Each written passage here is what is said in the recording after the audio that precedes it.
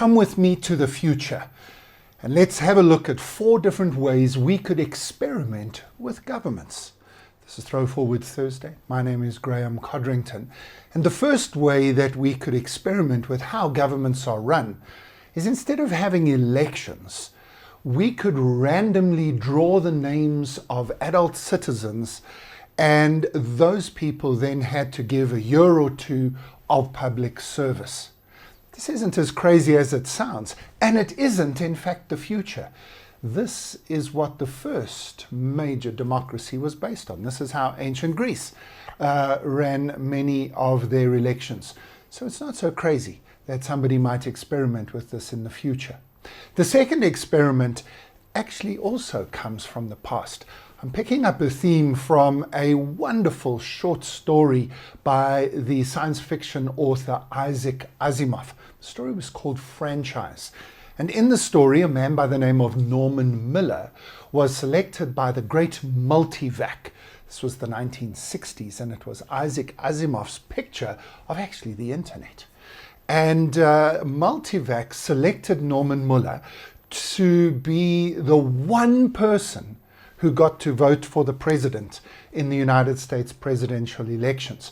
Basically, through massive predictive data analytics and polling and statistics, Norman was decided by the computer that he was the perfect representative of all Americans. And it's a wonderful story of just his thought processes of should he double guess and triple guess himself, and what decision should he make, and eventually then just makes a decision, and one person's vote selects the president. It might actually be that in the future we just let the machine do that based on polling, so we don't even have to have elections. Crazy, you say. But maybe we are living through an era in which we are seeing late stage capitalistic democracy dying all around us. Certainly the elections this year are not inspiring too many people in too many countries, are they?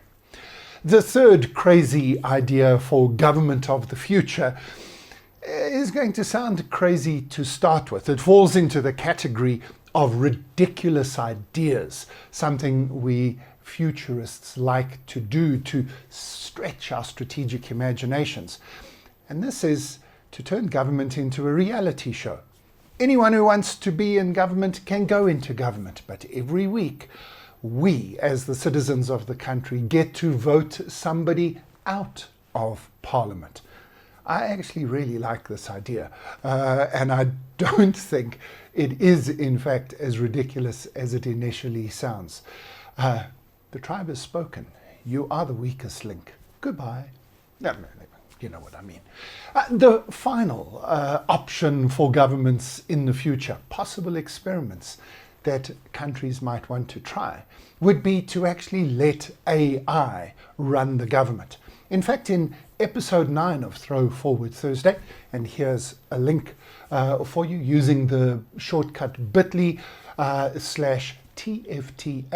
politicians, you can go back and have a look at this from, over 2 years ago, in which we put together a little news bulletin from the future in which we said that Estonia had elected an AI politician.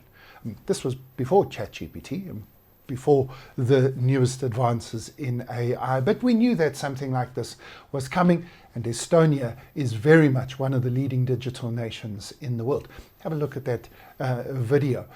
By the way, this gives me the opportunity to just promote our Imagining Tomorrow toolkit, a toolkit where we've taken some of our best historical Throw Forward Thursday videos, and we've written up scenarios and discussion guides to help you and your team to think through what would happen if.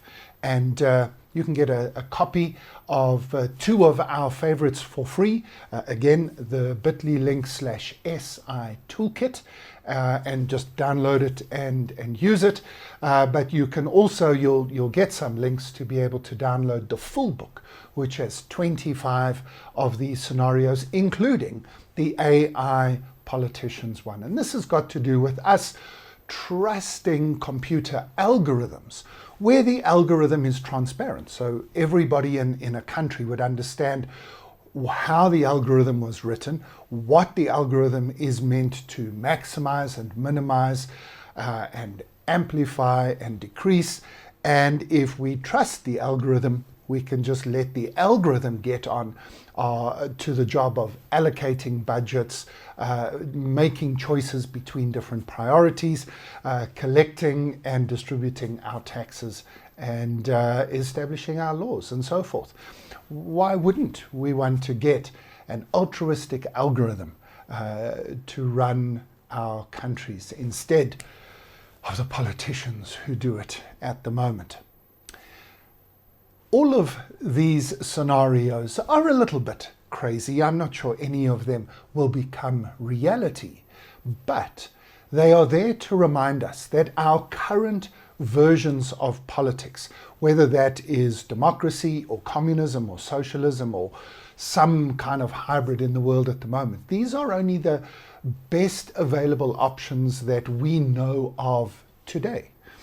But 300 years ago, nobody would have thought about any of the options we have today. And my bet is that 100 or 200 years in the future, we'll look back and shake our heads at how old-fashioned our current systems actually were. We've got to do whatever we can to stretch our strategic imaginations, to think about what might happen after what comes next. And what comes next is that our current systems are collapsing. So, whether your name is drawn randomly out of a hat, or we vote you off of the island, the parliamentary island, or we just let the computers do the job, as always, thank you for joining me in the future. I'll see you again next week.